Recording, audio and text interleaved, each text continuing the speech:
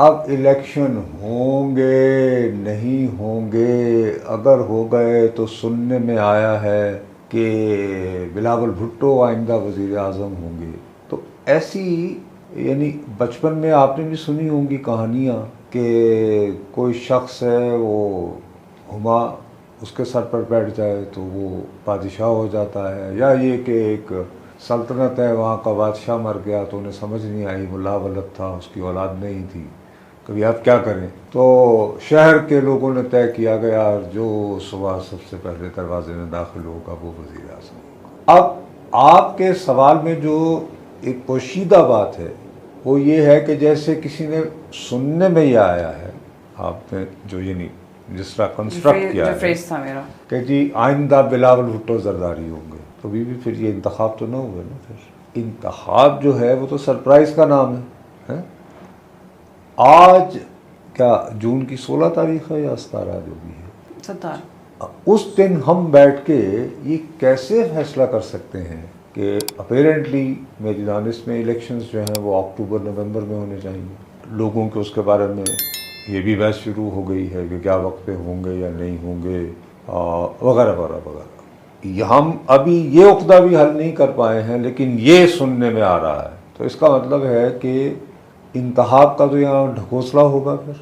और अगर 2018 में जैसे बहुत सारे लोगों का ख्याल था कि आरटीएस को बिठा के किसी साहब को सिलेक्ट किया गया था, तो इस दफ़ा आरटीएस को बिठाए बगैर अभी से बिलावल भुट्टो को सिलेक्ट कर लिया गया। अब आप मुझे बताइए कि बिलावल भुट्टो जरदारी अगर ऐसे हो जाता है तो सबसे पहले साबिक वज़ीर आज़म के बारे में कौमी असम्बली के फ्लोर पर खड़े होकर सिलेक्टेड का लफ्ज़ किसने इस्तेमाल किया था? Bilawal Bhutto. Now, I will be really surprised if the same Bilawal Bhutto Zardari would appear to you। हमने तो देख लिया वक्त हर तरह का कि आप अभी नौमन तेल अभी मुयसर नहीं है, आप उसमें राधा को नाचते हुए देख रही हैं और कह रही हैं कि सुनने में आया है कि बिलावल भुट्टो जरदारी आइंदा के वज़ीर आज़म होंगे। तो आई डोंट थिंक कि अगर इस अंदाज में वो वज़ीर आज़म हुए या सिलेक्ट हुए तो फ्यूचर तो आप जैसे पाकिस्तानियों का है ना। हमने तो भी अपना वक्त गुजार लिया ना भैया, ठीक है ना। तो अगर आप ये सुने कि भाई इनके लिए तो पहले ही तय कर लिया गया था, तो मुझे ये बताइए आपका, आपकी नस्ल का, आपकी हमजोलियों का, आपकी एज ग्रुप के boys and girls, do you think क्या उनका सियासी अमल पे या जमहूरियत पे कोई ईमान रह जाएगा? सर तो ऑलरेडी हमें काफ़ी कम हो गया हमारा ईमान देख के सारी चीज़ों को। तो बस फिर इसके बाद ये है कि फिर कामल जो है वो ख़त्म हो जाएगा। दियानतदारी से कहूँ कि मौजूदा जो ज़माना है ठीक है, यहाँ पे स्टेट के पास बहुत अख्तियारात हैं और सिलेक्शंस भी होती हैं, यानी प्रमोशन भी होती है, मैनेजमेंट भी होती है, सब कुछ होता है। लेकिन पूरी एक मैसिव एक्सरसाइज को जो है ना क़ब्ल अज़ वक्त इतना कमांड एंड कंट्रोल तो शायद सीजर्स वगैरह को भी नसीब नहीं होता। क्या आप कहें कि जी जून की 16 या 17 को बैठ के बस साहब ये साल ख़त्म होते ही बिलावल भुट्टो जरदारी ओथ ले रहे होंगे वज़ीर आज़म का। ये प्रेडिक्ट नहीं कर सकते हम कि क्या सिचुएशन। मेरा ख्याल है इट्स टू अर्ली, वक्त का ज़िया होगा इस वक्त। और मैं इफ़ आई वर यू तो मैं शायद इस वक्त इस सवाल के बारे में इतना बॉदर नहीं हूँ। मुझे शायद ये सवाल ज़्यादा एजिटेट करेगा क्या इलेक्शन देखें ऑलरेडी आप उसको पसंद करें या ना करें, अगर सूबाई असम्बलियाँ तोड़ दी जाएं तो उनके इलेक्शंस जो हैं वो 60 से 90 दिनों के दरमियान होना है। This is constitution of Pakistan.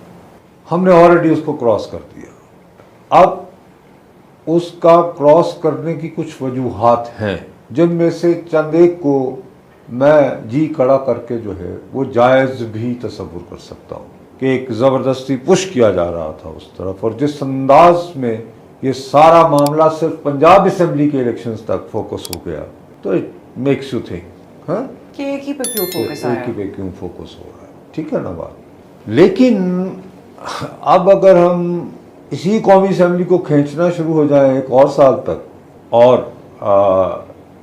इस साल जो कि आखिर में अक्टूबर नवंबर के दरमियान जो इलेक्शंस एक्सपेक्टेड हैं उनको भी गच्चा दे गए तो कहाँ का आइन, कहाँ की जमहूरियत? देन फॉरगेट अबाउट इट, छोड़ें। Stop calling yourself then Islamic republic of Pakistan A democratic state.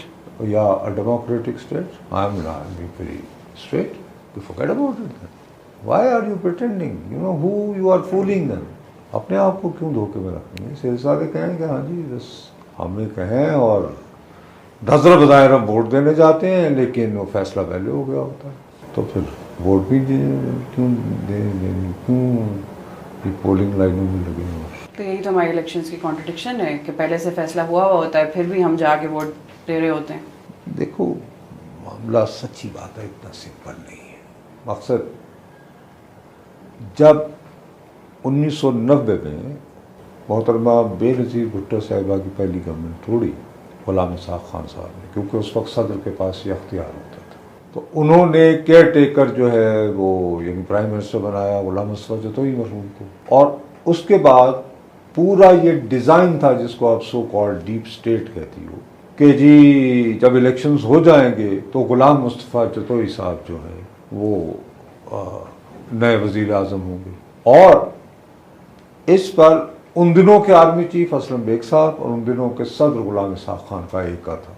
लेकिन जब रिज़ल्ट आया तो नवाज शरीफ की हमायत ज़्यादा नज़र आई, उनके नामजद करदा लोग ज़्यादा तादाद में आए। So disregarding those plans they had to give vote to Nawaz Sharif. तो इसलिए वो नहीं है man proposes and God disposes. तो आपको लगता है कि नहीं, हो सकता है कुछ? मैं कुछ नहीं कह रहा, मैं सिर्फ ये कह रहा हूँ कि at this point in time is too early a question. और जिस तरह आपने उस सवाल को कंस्ट्रक्ट किया है वो दिल को दुखाने वाली बात है। मेरे वैसे दिल दुखाने वाली बात क्या थी? वही ना, फिर क्या? नहीं, मैं ये नहीं सही कह रहा हूँ, इट्स टू अर्ली। और मेरा ख्याल है कि हमें या और भी है कुछ बात, या इसी पे फोकस करके इजाज़त लें?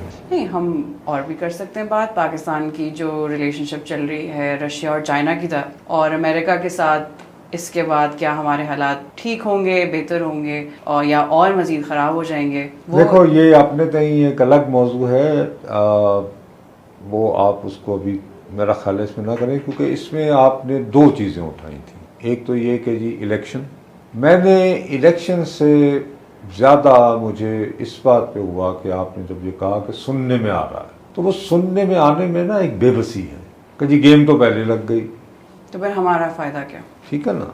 तो आई प्रेफर टू यानी कि क्वेश्चन, और फिर उसमें मैंने आपको एक मिसाल भी दी। Not that I have anything specifically against, बल्कि सच्ची बात है कि ज़ाती तौर पर I have very good relations with him.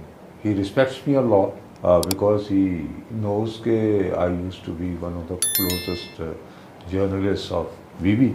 मैं उनके साथ काफ़ी यानी फ्रैंक था और बड़ी बहसें करता था, उनसे झगड़े करता था, ठीक है ना। He has a fair knowledge of it. That is not the point. But मैं किस तरह ये कहूँ कि भाई वो बन जाएंगे at this point in time, जबकि इलेक्शन की डेट तक तय नहीं हुई। वो भी हमें नहीं पता कि अब क्या होगा, होंगे भी टाइम पे, नहीं होंगे। डेट आती है इलेक्शन का, जब ढोल बजता है, मैदान सजता है, तो डायनामिक्स उस वक्त तैयार होती है। और तब तक भी हम नहीं बता सकते डायनामिक्स चेंज होंगे या वही सिचुएशन है जो अभी होगी। तो इसीलिए आई प्रेफर, देखो हमारे पास ये जो है ना, हम यहाँ लोगों को उकताने के लिए नहीं बैठे हुए। लिमिटेड टाइम होता है, उस लिमिटेड टाइम में ये कि यार ये जो आपके जहन में फौरी तौर पर दो सवाल आए हैं, इनमें से कौन सा सवाल एड्रेस करके, तो how I consider it, I from my point of view हो सकता है मैंने जो भी कहा है वो गलत साबित हो और जो आपने सुना है वो दुरुस्त साबित हो, बट मेरा दिमाग जो है को ज़रूरत से ज़्यादा अक्ल का गुलाम है। तो इसीलिए इकबाल ने कहा था कि वो दिल न कर कबूल जो अक्ल का गुलाम हो, वो तो बेखतर कूद पड़ा आतिश नमरूद में इश्क वाले थे ना साहब। तो मुझे वो बेखतरी बुनियादी तौर पर आपको बताया, डरपोक आदमी जब से पैदा हो, डरपोक तो नहीं है आप सर, बेखतर वाले कूदने की आदत नहीं है। तो इसलिए मेरा ख्याल है कि मुझे उस तरफ मत धकेलो और इजाज़त दे। ठीक है सर, लेकिन ये अच्छी बात की आपने कि अभी इट्स टू अर्ली और ऑप्टिमिस्टिक रहने में क्या बुराई है। Thank you so much Nusrat साहब।